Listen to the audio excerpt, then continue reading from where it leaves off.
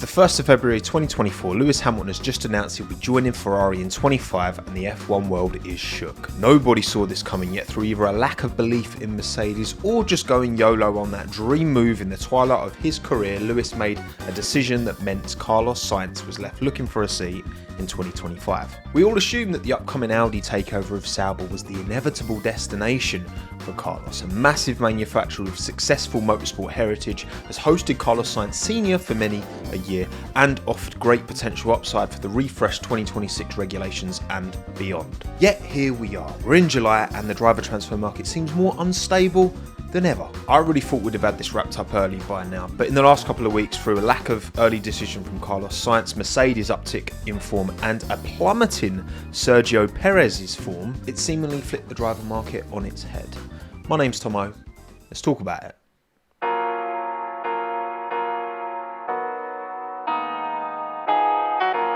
Now, there's a lot of moving parts here. I'm going to go through all the drivers that I think are kind of relevant to the conversation, all the drivers that are somewhat in limbo, I guess. Grab a drink, water preferably, right? Stay hydrated. Let's get into it. It's going to be quite a long one, but it should be fun. Is there a faint chance K-Mag still keeps his seat at Haas? You maybe would have said that a couple of weeks ago. The rumour mill around Esteban Ocon to Haas has been strong. It feels like that announcement is perhaps imminent, maybe even before I get this video out, right? It seems like it's coming. Haas 2025, Ollie Bearman alongside Esteban Ocon. I know Esteban's teammate antics aren't very good, okay, but he's a very, very capable racing driver. And I actually think Ferrari would endorse Ocon alongside Bearman more than K-Mag because, well, it's more of a benchmark, it's more of a yardstick, it's more of a challenge, I think, for Ollie going up against Esteban. Someone, Esteban was very highly considered as part of the Mercedes junior ranks at one stage, okay, still managed by Toto Wolff and Mercedes to an extent, giving Ollie that test that Ferrari are going to want to see if they want Ollie Bearman to take on the mantle of, maybe Lewis does 2 years at Ferrari and then maybe an opportunity opens up there. As for Kevin, look, I think at one point he completely wrote off any opportunity to get back into Formula One. Obviously the Haas Mazepin stuff meant an opportunity presented itself, and spent some of his time away from F1 in IMSA, did a pretty good job. I think he'd be welcomed back with open arms over there. Anywhere in the States, to be fair. I can definitely see Magnussen building a career over in the US. Look at what, Marcus Ericsson's been able to achieve, for example. I don't see any reason, talent-wise, why K-Mag can't do something very similar. Hulk's still got legs in him, clearly in F1. Magnussen hasn't really shown it, will be stepping aside. I think Haas are going to be in a good position next year with Ocon.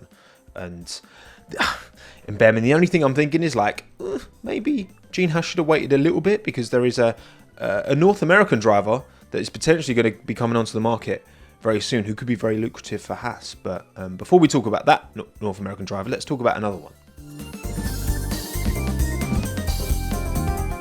Look, it's a worst kept secret that Logan isn't going to continue at Williams next season, and he's not going to anywhere else.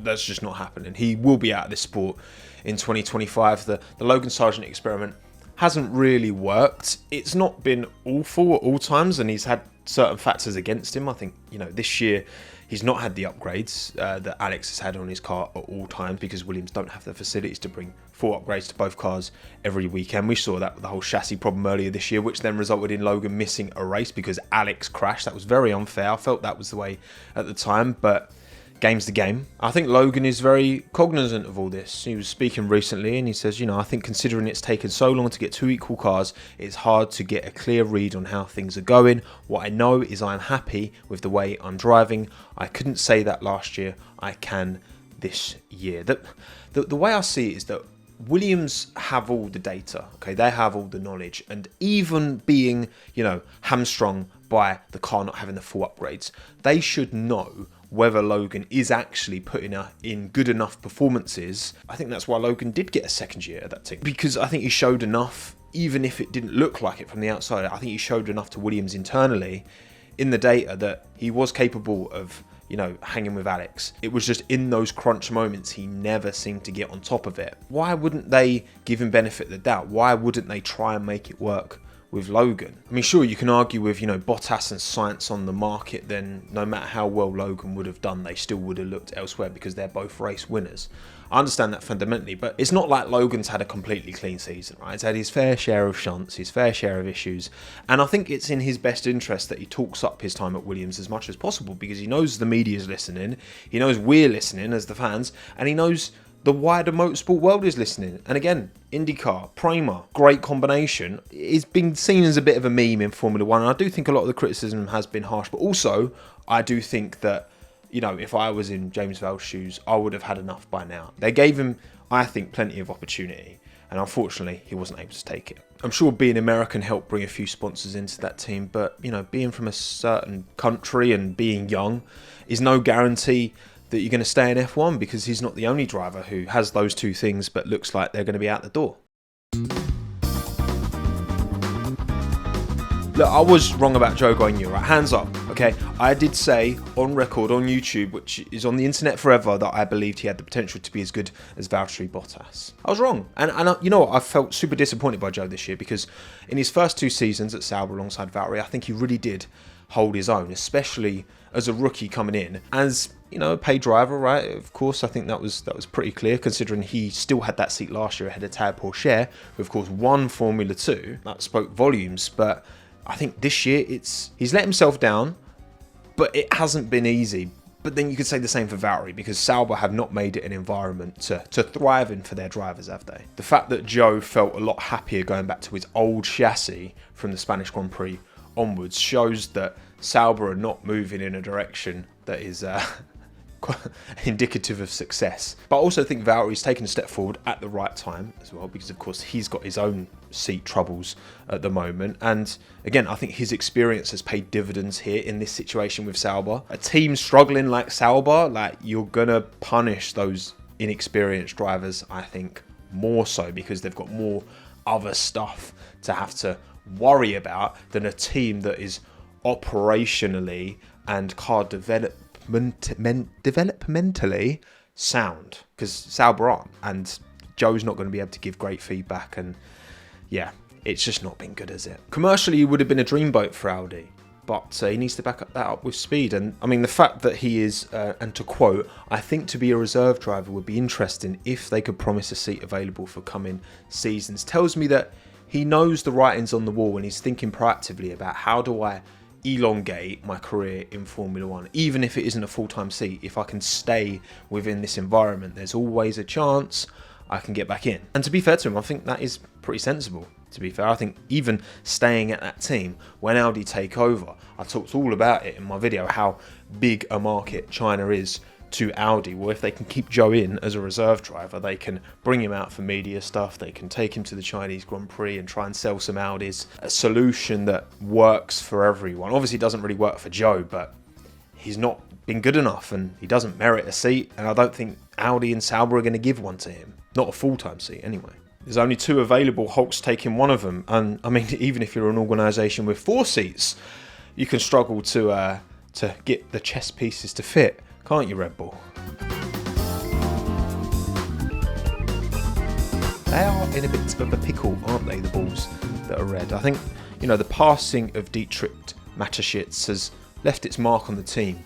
Be that the power vacuum and the struggle that's come from that, or, just his influence, right? Dietrich was the guy who decided to bankroll not just one, but 2 Formula One teams. He had a real passion for it. And I do think as well, like, his support for younger drivers, if he was still here, I feel like Lawson would already have been in that seat. And look, we know Checo's against the ropes, okay, at Red Bull. Helmut Marko has confirmed that there is exit clauses in his contract. All F1 contracts have exit clauses, most of them related to performance, or let's say for the top drivers. We will have an evaluation during the summer break, and then we will make a decision. And the rumour mill, this is not confirmed, but the rumour mill for what those exit clauses are, because of course that is the most intriguing part, by the summer break, this is, which is 2 races time after Hungary and Monza, Checo needs to be within 100 points of Max and /or P5 or better in the Drivers' Championship. Now, right now he's 137 points behind Max, so he's got to close the gap by 37 points to Max in the next 2 races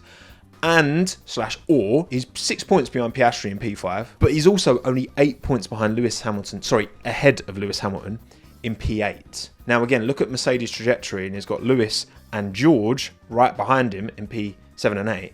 Mercedes have found something with their car. Who are you betting on for the next 2 races to score the most points? Checo or both Mercedes? I know who I'm picking. Like, it feels like he's to be honest. And I think a mid-season swap out is very likely. And honestly, I think if Checo wants to elongate his career, I think a mid-season swap is his best opportunity to, because there are seats available, particularly the Williams and Sauber ones. I think if Checo Perez is on the market, James Vowles and Andreas Seidel would definitely be interested in Checo, not only because he's a proven midfield god, but also the financial backing he brings with him, particularly it feels like for Williams, would be absolute gold dust. I mean, what's the alternative for Checo? He just grinds out a painful remainder of 2025. He's been there for over 3 years. Like, it's like as bad as it's ever been right now, because everyone else has caught up. And it's like, I've got no logic to see, oh, Checo's going to randomly turn it around just out of nowhere. I think it's only going to get worse. It's only going to get more painful. That gap to Max is only going to get bigger. And that P8 is looking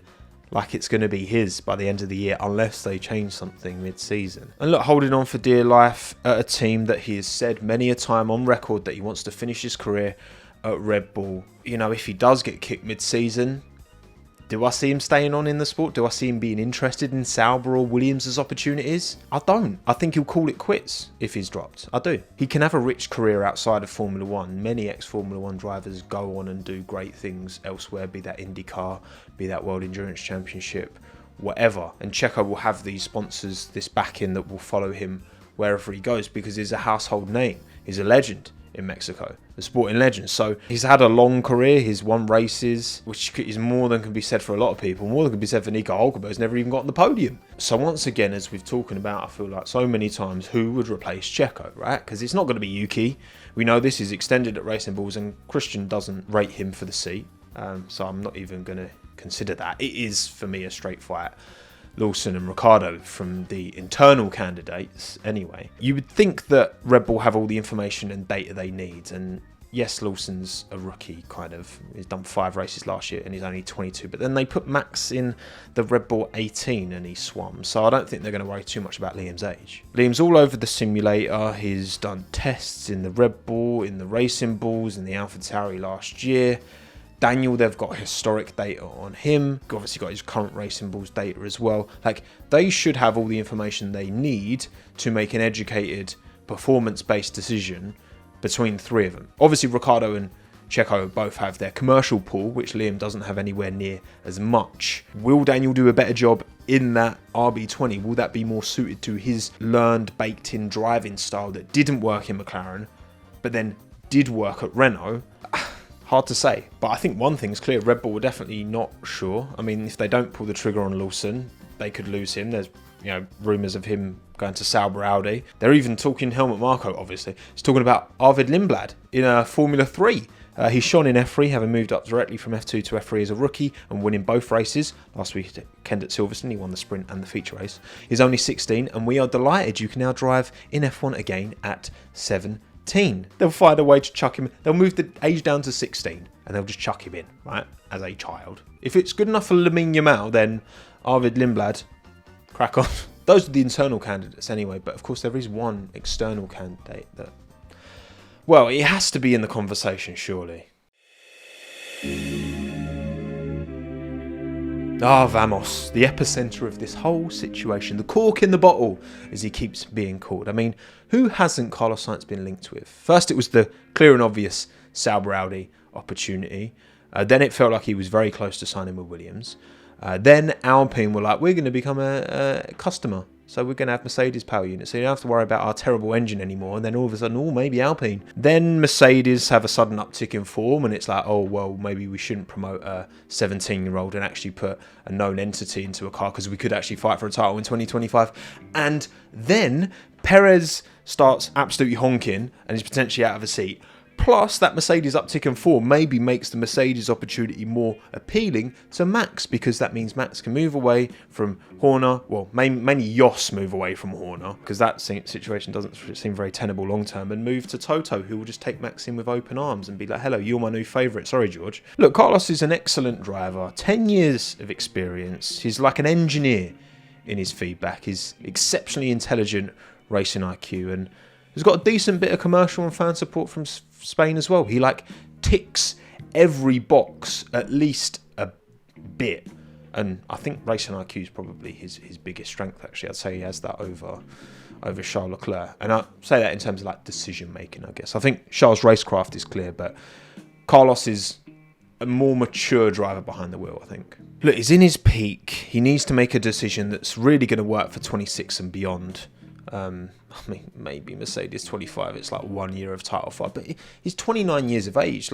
He can have another 10 years in F1, I think, if he really wants it. 26 and beyond, Alpine looks a lot more exciting. If they replace Aston Martin as a Mercedes engine user, perhaps just keeping in the sport as well, I think is important, but then being at a team that you can really showcase your talent with. And it's hard when you're in a struggling team. We're seeing that with Bottas, and especially Bottas right now. I think Bottas is driving really well, but I don't think he's getting his credit for it that he deserves, because Sauber are so stinky. Williams doesn't have the infrastructure that Alpine does, but it feels like a safer bet, and Albon's given his belief in the project, and Vowles and De Rilton seem to be good. Sainz and George at Mercedes would be an unreal 2-year partnership if they can give him 2 years, if they're prepared to not promote the rookie of all rookies.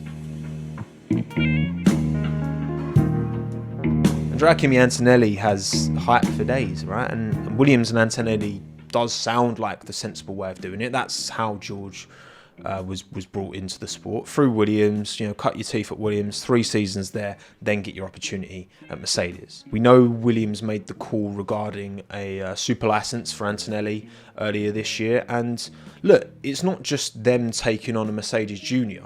If Antonelli can actually fly out the gates like Charles Leclerc did when he was at Sauber, Williams could get an incredible Kimi Antonelli in his first year of many years in Formula 1. And if he can do what Charles Leclerc did at Sauber, that could be incredibly beneficial to Williams. But it's not a long-term option, and that's something that James Vowles has to consider, because he's not going to stick around for long, is he? Because Toto's going to snatch him. Antonelli's F2 season has not been easy. He's obviously a junior who bypassed F3 entirely into F2, so it shouldn't really be a surprise.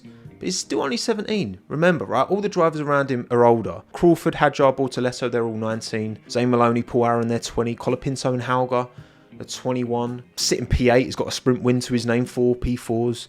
And that sprint was crazy impressive as well, to gap Maloney by 8 seconds in P2 over 10 laps in the rain. Very, very impressive. In a Prema that, Kimi and Ollie have both struggled in this year. They don't seem to have taken to these new F2 Dallara chassis that well, not compared to a lot of other teams on the F2 grid. It was looking odds on for Antonelli to go to Mercedes, and it makes sense. Mercedes downtick in form.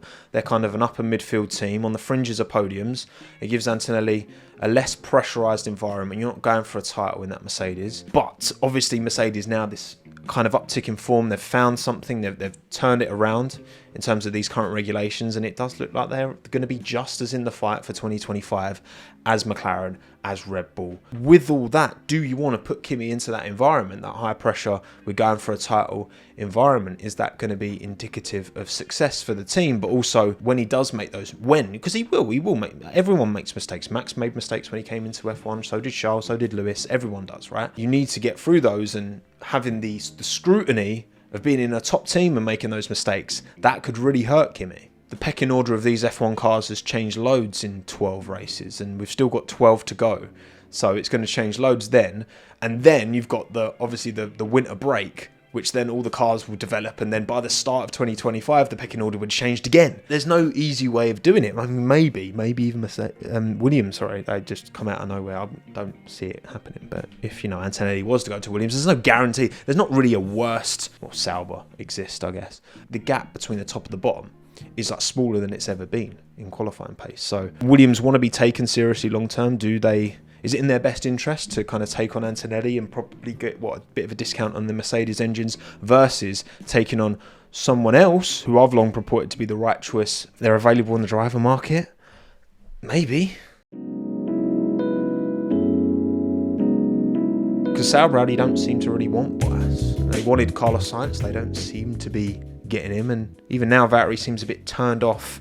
Even if doors close to other drivers, I don't think Valtteri would say. I think he's going to look for options elsewhere, and again come forth Williams, a stable growing environment with James Vowles, who he used to work with at Mercedes, a pre-existing relationship there, an engine that he knows. He's raced a Mercedes engine for most of his career. You know, he almost did that move, a swap with George. He decided to go with Alfa Romeo Sauber as something a bit different. Ferrari engine, he'd never used that before in his career.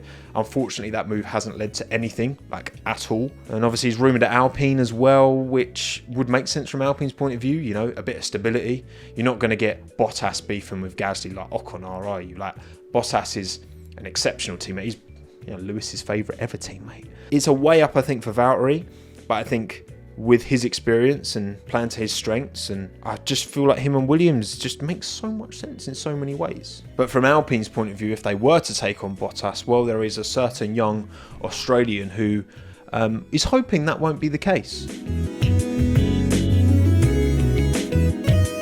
the final piece in the puzzle, Jack Doohan, right, is Alpine reserve test driver, had pretty successful seasons, one in F3 and then 2 seasons in F2. He's always about whether he's joining the comms broadcast or just doing media for Alpine. He knows he needs to be in the right place at the right time, and with Esteban Ocon leaving Alpine, he does seem to be in the right place at the right time, and he's just got to make sure no one else comes in and steals his food. The thing is with Jack, like, his junior portfolio is impressive, but it's not impressive enough for another team, I don't think, to come in and snipe him like McLaren did with Oscar Piastri, who was in Jack's exact shoes this time, 2 years ago. Alpine should know, you know, with all of the testing, the old car testing that Jack's been doing, the FP1s he's been doing, all the simulator stuff, like, they should be able to look at that information and be like, right, he's going to be this far off Pierre or this far off Esteban, and then knowing, okay, right, is this what we want? Do we want, you know, Pierre to lead this team and Doohan to be a comfortable kind of P2,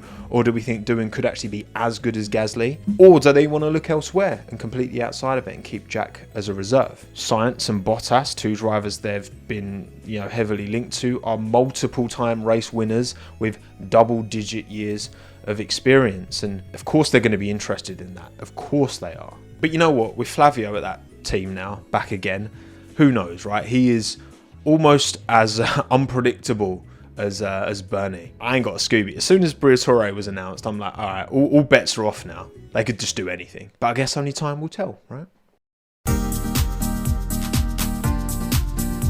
Alright, so what's going to happen? First dominoes for what are my predictions for this driver market malarkey, right? In order, I think the imminent one is Ocon to Haas. I do think maybe Jean could regret if Checo does come back on the market, but again, I don't think Checo would be interested in a Haas seat. Which means we're saying bye to K-Mag, but we kind of all assume that anyway. I don't think that's going to massively change the driver market. The next one is kind of a big one, the Red Bull one. I think after Ocon to Haas, the next one to be announced would be that Checo leaving Red Bull mid-season. Those exit clauses have been way too much talked about by Helmut. I think Christian is not just blindly backing his driver anymore like he used to. I think they'll take a punt on Ricciardo. I do. He's close with Christian. He's very commercially viable. His performance in Racing Bulls has not merited it. Don't get me wrong. But I think they will believe at Red Bull there is a good chance that Daniel Ricciardo's driving style that he has learned over years, just like Checo learnt his driving style over years, they will be able to make the most of it. You look at Ricciardo, how different his performance was in the McLaren versus in the Renault. So much more comfortable in that Renault than the McLaren. You don't lose talent overnight, it's whether a car works for you. Jenson Buttons talked about how his driving style and Lewis's driving style was so different back when they were McLaren teammates, and you're going to get, you know, this Red Bull RB20, RB19, whatever needs to be driven in a certain way to maximise it. I think that natural way didn't work for Checo, and I think it will work more so for Ricciardo. Even though, again, I don't think Ricciardo's merited it. I think it's worth a punt. Then, of course, straight after that, you'll have Checo departing and he'll fully retire. I don't think he'll go to Racing Bulls, no chance. And Liam Lawson will be announced as Yuki Tsunoda's teammate for the rest of this year. Next, I think we'd get Williams, and I think we'd get Valtteri Bottas confirming his seat at Williams alongside Alex Albon. The rumours around that are picking up. I think James Vowles is getting a bit impatient with Carlos Sainz waiting. And when you've got Valtteri Bottas there and available, a driver who's driven very well at that team, he has a pre-existing relationship with, more so than with Carlos Sainz as well. You know, he knows what Valtteri's capable of, and I think that team stands to extract more of Valtteri's potential than Sauber ever were able to. So I think that would be next one. Albon and Bottas, that would be a quality lineup for Williams to build on for the long term. Once that's confirmed, I think then shortly after that, we would have Carlos Sainz put the rumours to bed finally and confirm his next destination, which would not be Mercedes, but it would be Alpine. Link up with another ex-Red Bull junior in Pierre Gasly at his old team, remember, obviously under their Renault guys back in the day, on the back of assurances that they will be moving to Mercedes power units from 2026 and beyond. And I think, as much as I predicted Jack Doohan to be Alpine on my driver predictions start of this year, I think he'll miss out. Next, we've got Sauber Audi to confirm, obviously with Lawson, Bottas and Sainz off the table. They will elect to give an opportunity to a driver that I've not even mentioned this whole video. Funny. I think they'll go with Théo Pourchaire. I actually think he's the best option there. He's been part of that Sauber Academy for a while. He's done a bunch of FP1s. He's done a bunch of testing, sim work. Been exceptional in F2, 5th, 2nd and 1st. Had a bit of fun in IndyCar and Super Formula this year. And I think Théo really merits that seat. And I think Pourchaire Hulkenberg, that's a good place to start, I think. I think Pourchaire always deserved that seat more than Zhou. Zhou moves into a reserve role, keeps Audi happy. On a commercial basis. I think Hulkenberg's a great driver to spearhead that team. Théo can come in and learn and develop. Théo's one-lap pace is exceptional. If he can maximise that opportunity in Formula 1, I think he'll get it, and I hope he'll take it. Because then finally we'll be left with Mercedes to confirm Kimi Antonelli at Mercedes in 2025. I think they'll... would they leave the confirmation late? Maybe. I mean, he's got the super license points, so it's not like when Logan needed to score a certain number of points before he could actually be confirmed at Williams. Like, Kimi's already got it done. Youngsters can succeed and excel in top tier competition. I mean, Max made his debut in Formula 1 at 17 and made his debut at Red Bull at 18. Look at Lamine Yamal in the Euros. Like, look at Kobe Mainu. Look at all of these young players who come in and thrive in different sports like Alcaraz in tennis. Like, I don't think Mercedes will be scared of Kimi's age being so young, especially where they've got ample opportunity to put him in old cars and test him and get him in the sims and get him in FP1s. I think they'll go for it. I think Toto will see what Red Bull did with Max, sink or swim. He'll learn quickly. I think this opportunity is going to be a huge one for him, but also I think, having a clear 1-2, there's pros and cons, right? But I think George would certainly spearhead that team at the start, and I think Kimi would... you look at what Oscar Piastri's done relative to Lando Norris. I could definitely see Kimi Antonelli doing the same relative to George Russell. Kimi Antonelli has proven he's got talent and maturity beyond his 17 years on this planet. So that's my thoughts. Let me know yours in the comments below. My name's Tomo. Thanks again. Have a good one. Ta-da.